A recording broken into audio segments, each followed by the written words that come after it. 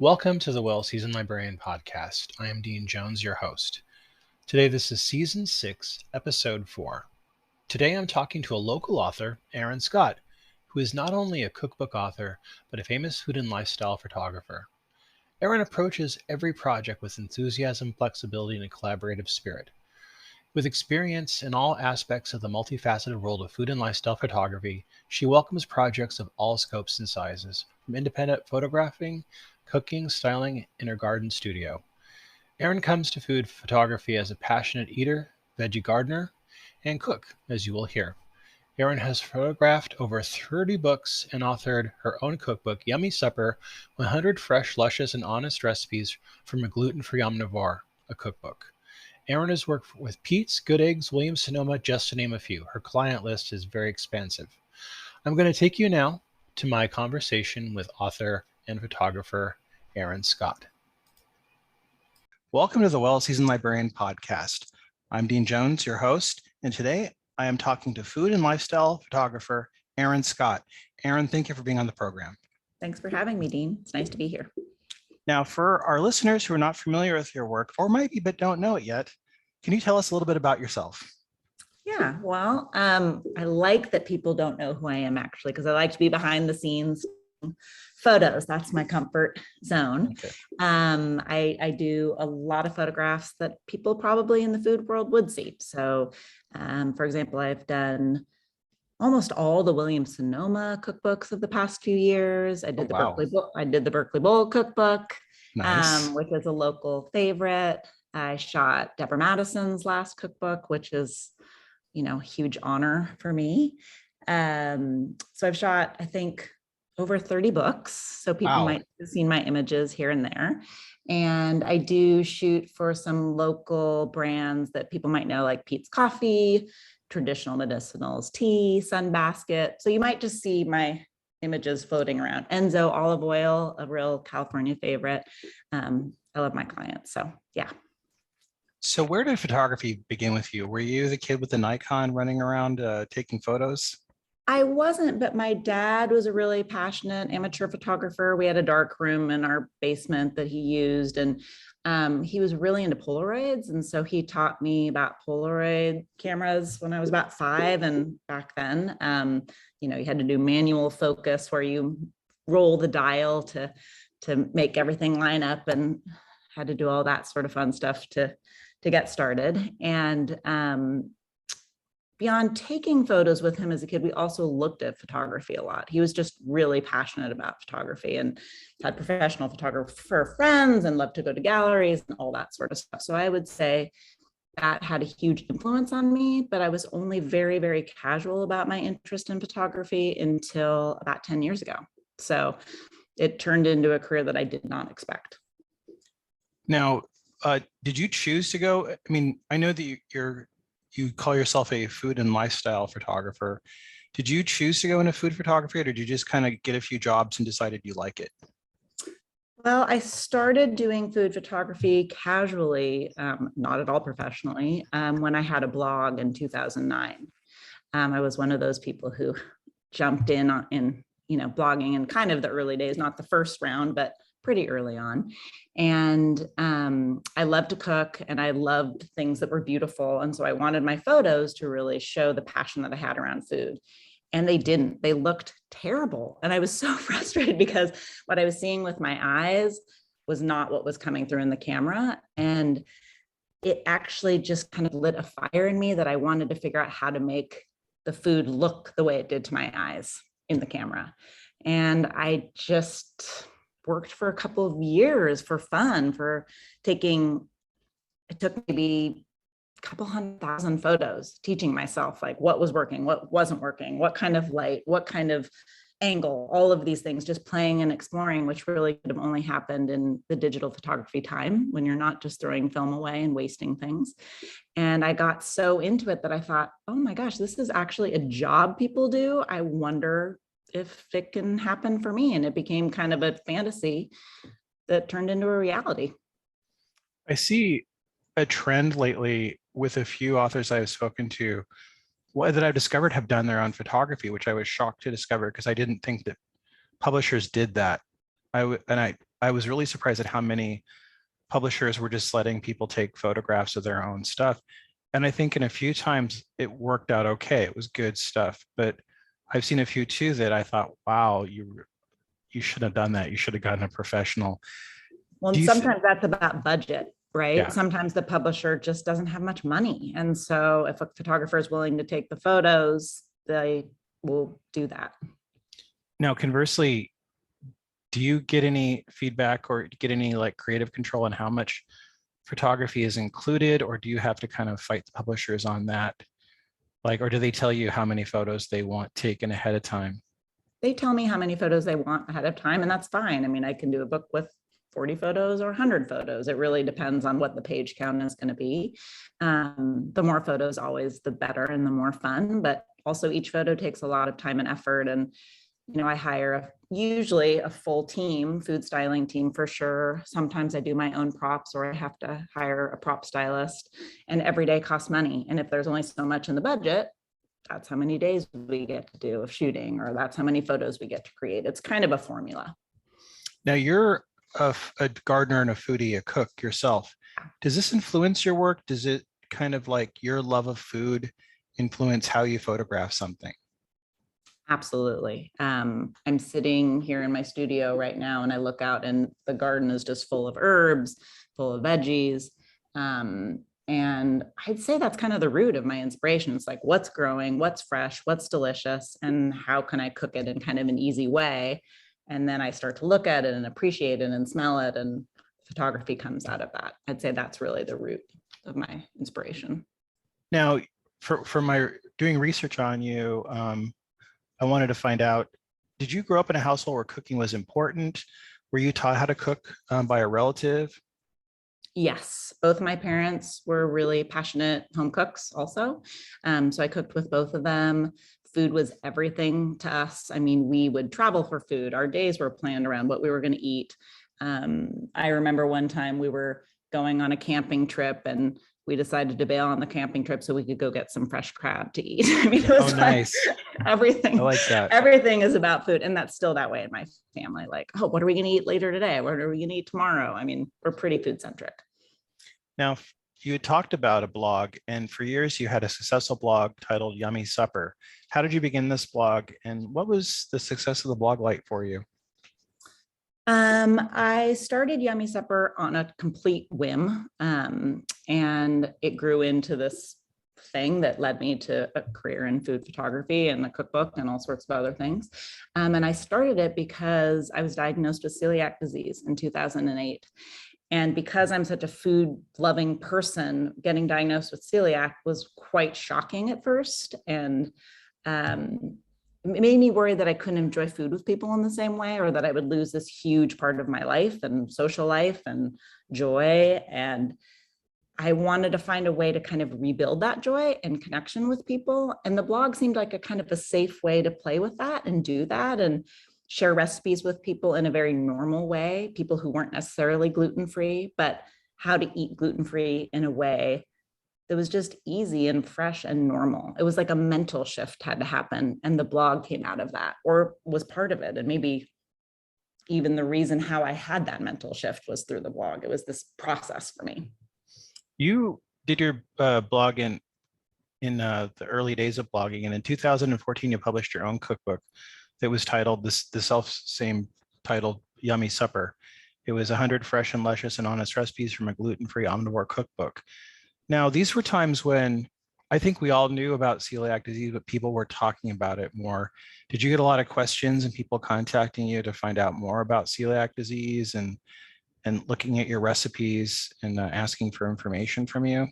I didn't. It's interesting. I mean, while the book is gluten-free, I didn't claim to be an expert in the whole health part of it, right? I didn't say I know everything about celiac. I'm the person you should come to. It was really more about the food. And actually, I tend to connect with people regardless of whether they were gluten-free or not. So many people who bought the book were not gluten-free. It was an interesting thing. I wasn't sure. I was open to being a resource for people who were gluten-free. And I did get some of those readers reaching out, especially people with young kids or newly diagnosed with celiac or were newly told to be gluten-free, needing some advice. But really more of the people who reached out to me were just regular gluten-eating food people. What was some of your biggest surprises in research to find gluten-free food? Did you find alternative grain sources and alternative types of resources that you could utilize that were kind of an epiphany for you? I did. There were a few things that were really an epiphany, like almond flour. I love almond flour. I don't know if I would have cooked with almond flour if I hadn't needed to or needed to kind of experiment in that way. Chickpea flour for things like soka and things like that. I just had to think of new ways to play in the kitchen. And it was fun to explore different grains and starchy things. But then also, mostly, like I said, it was a bit of a mental shift. Like, so many foods don't have gluten. Most foods don't have gluten. So if you're expansive and you want to eat lots of different ingredients and you're not just focused on breads and pizzas and things like that, there's so much to eat and you actually don't feel deprived at all. It was really that mental shift that felt expansive to me. There's we're seeing an increase, I think, over the last few years of gluten-free items in the store, and then more bakeries that are gluten-free just in the last few years. In fact, I've been interviewed a few people that are local bakeries that specialize in gluten-free items. Is this something that you've been that you've been kind of grateful for? You think it's something as time has come? Yeah, I am grateful for it. I actually shot the book for Flourcraft Bakery. I don't know if you know her. She's in Mill Yeah, Valley. Heather, yeah, she's an amazing chef yeah. and baker. And so that was like the ultimate kind of diving into delicious baked goods that are gluten-free. So that was super fun and I ate so well. And also I'm okay not eating a lot of baked goods. Like I Yeah. said, it's just, I don't have to have it. And I'm happy for people who do want it to have that need fulfilled. Yeah, I mean, that's something too, is that I mean, I think I've heard that from a lot of people that has said, it's been kind of a mixed blessing because then it kind of gets them to cut back on the big items. Kind of. Yeah. Kind of, yeah. Now, you and your family live in Berkeley. How does this influence your obtaining food from markets and restaurants, or say like a farmer's market?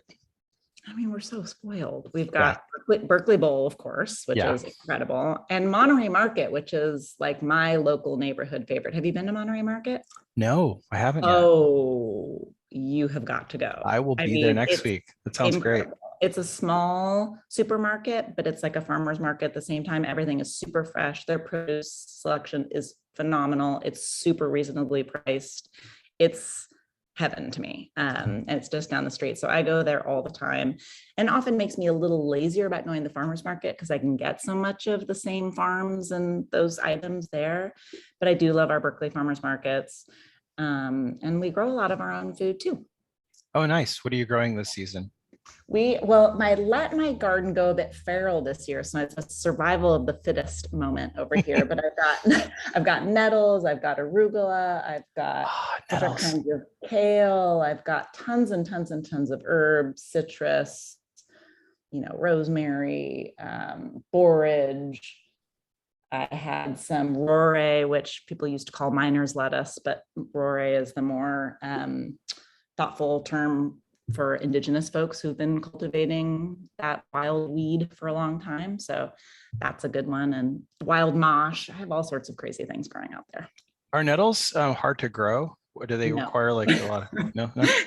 They're so easy, but you just have to be careful when you walk by because you will sting your ankles when you brush up against them. But no, we have a patch that we've surrounded with a little bit of a rock border to contain them because they tend to want to spread, but they come back year after year, year after year.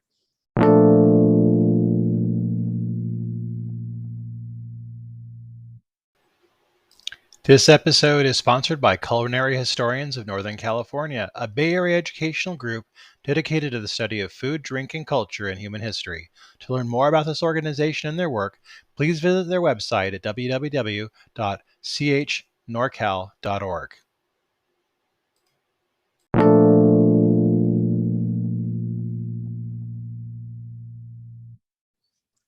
What have been some of your favorite projects that you've worked on? I know that's probably a hard question to ask, but are there any that stand out for you?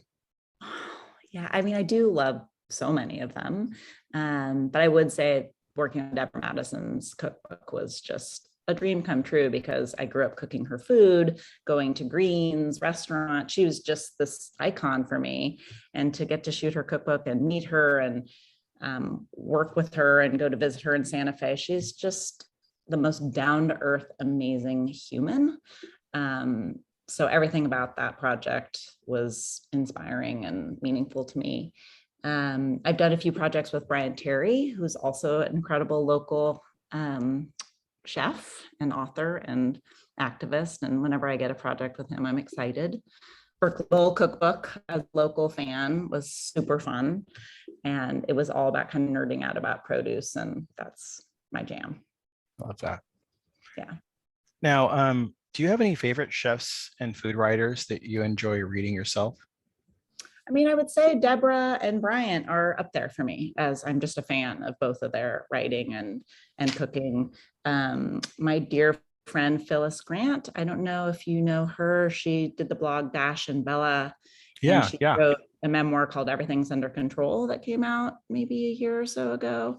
She's a really good friend, and her food is absolutely amazing, and her writing is brilliant. So I like to read anything she puts out there. I'm also a big fan of Bruce Cole at Edible San Francisco. He's a friend, and also his weekly newsletter is one of my main resources for what's going on in food. I love that.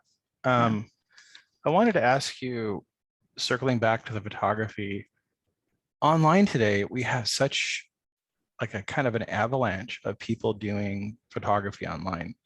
People are posting on Twitter, they're posting photographs on Instagram. I myself post photographs on Instagram, although mine always tend to look like the same beige items. I think I have a uniform kind of ochre beige kind of thing going on with everything. I'm like, I didn't realize that I have such a monochrome cooking bent. In fact, I've been trying to like maddeningly find other colors to cook with, because I guess I'm just like doing the same things all the time. But you just own it. That's your color palette. I am the king of ochre, I guess. Yeah. I'm wearing an ochre shirt. You can see right now. Zoom. So I love ochre. It's a good one.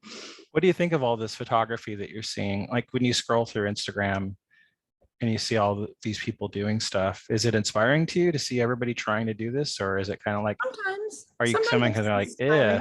Sometimes it's inspiring for sure. Sometimes it's a little bit of a cacophony. It's just a bit much. And honestly, like the shift in Instagram to them wanting to share more video is really jarring to me. I prefer looking at stills in that format. So scrolling through a beautiful thing of stills is one thing, but when you're like, things that have been grabbed from TikTok or mixed into stills, it's just, it's not as pleasurable as it once was for me to scroll through, I have to say. When you prepare something, when you're doing a photograph of a recipe or some kind of food, how many takes do you, is it something that like, do we just think I think in my mind, I'm thinking you just make it and it's 10 minutes. What is like the process like for you in your time realistically? Yeah, so normally on a cookbook, not my own cookbook, but every other cookbook I've shot, I have a team. I have a food stylist and a food stylist assistant who are making the food. So they've done all the shopping, all the, reading of the recipes. They are prepped. They have their whole system and they're like amazing workhorses in the kitchen and talented visionaries. And I really rely on collaborating with my food stylist to see what's going to come out the other side. Like, oh, how are we going to shoot this drippy grilled cheese sandwich? And then we'll have conversations about how we're going to come to it. They're prepping in the meantime in the kitchen, and I'm setting up the shot with props and lighting and the tabletop surface and maybe the napkins and all those sorts of other things. And then the food pretty much comes to the set, and depending on what it is, if it's something with melty cheese, we have to shoot it right away. We get 1 take, 2 takes, 3 takes, something like that. It's just fast. If it's something like a cake that's not going to go anywhere in terms of falling apart or anything like that, we can have maybe more time to play with moving it around and taking multiple shots. But we're pretty focused when we come in there and take those final shots that are going to be in the book. We don't have a million takes. It's pretty fast. I know that I've had some times where I've cooked stuff and I just had nightmare times in the kitchen. You ever had a photo shoot that was just, impossible that almost made you tear your hair out? I'm sure I have. I've probably blocked it from my mind. I can't Yeah. think of which one it is. I mean, one thing that's challenging, and the reason you really want a professional stylist on a cookbook, is the stylists in the kitchen are troubleshooting. They can read through a recipe and say, this isn't going to come out right. And they might adjust it. They might fix it. They might have a conversation with the editor commenting that it's not going to work. So they're troubleshooting in the background. So they're ready for it to come to set to me. And I kind of don't see their nightmares that they're dealing with behind the scenes. Does that make sense? Yeah. Do you have any tips for somebody who's trying to do their own food photography? Any like tips from a pro? I mean, it's interesting what you were saying about your ochre issue, which I don't think is the worst. I kind of like that that's maybe your thing. But for me, kind of an easy cheat is if you use fresh things like herbs, if you use beautiful vegetables, I mean, it's just going to make it look better, right? I mean, all of a sudden it's cheating almost, right? And especially where we live with all the beautiful produce we have, it kind of elevates your photo pretty quickly.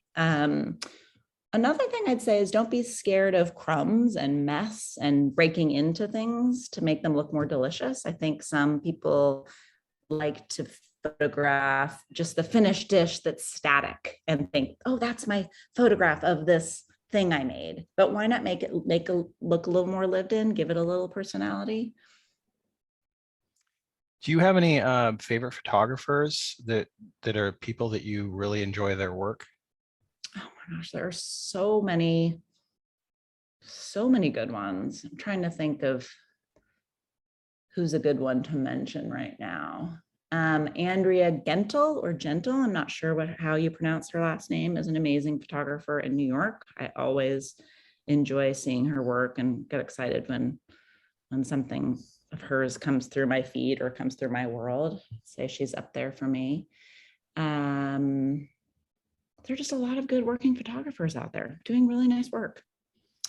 I want to ask you one last question. Sure. What are you having for dinner tonight? I knew you were going to ask me that. And I was like, oh, that's such a terrible answer. So it's one of two things. Either I'm getting takeout, which I don't like to do, but I'm heading out to the coast. I'm going from Berkeley to Bolinas, and I might just stop at Soul Food, which I like to stop there in San Rafael and get some chicken. So I might. That sounds good. Soul Food chicken, yeah, and plantains and nice pink beans and all the rest. I can't complain about that. Or if I'm better about not spending any money and cooking myself, I might make a frittata or an omelet or something like that. Eggs are always so easy. Nice. I can't decide. Maybe you're going to motivate me to cook for myself tonight instead of just being lazy and getting takeout. Well, we're doing pizza, but we do pizza every Friday, so the kids kind of demand it. What does everybody get to make their own topping, or how does that look in your family? No, I tend to ask people. My family really likes the same things all the time. So I always do pepperoni for the kids. And then my wife and I do like artichoke and olive. Yum. But yeah, we don't do a lot of variation. I'll do like a third sometimes if we have more people over, and I'll do like something with pesto and maybe shrimp or something on it or something fun. Mm-hmm. But yeah, I like to get creative, but my family's like, no creativity. We want the same thing every week. I mean, it means you're hitting the mark. I like what you're doing. So that's good. Well, Erin, I want to thank you for being on the program. I've really enjoyed getting a chance to talk to you. Thanks, Dean. I hope I had something helpful to share. I have no idea, but it was really fun getting time to chat with you. That was my conversation with author, photographer, Erin Scott. We have links to her website and her cookbooks in the bio. You can purchase Erin's work at all better bookstores and online. On Tuesday, we have celebrated local food writer and restaurant owner Rima Sil with her new book, Arabia, Recipes from the Life of an Arab in Diaspora, will be out on the same day. We wanted to celebrate her work by having the podcast on the same publishing day that it's out in bookstores. This is a great conversation, and I think you'll find it very fun and exciting. Listen on Tuesday. On Friday, we will be talking to blogger, food writer, dietitian, chef, and more, Micah Silva. I know that you will love my conversation with Micah, and I hope you'll be in tune to them and listen to it on Friday.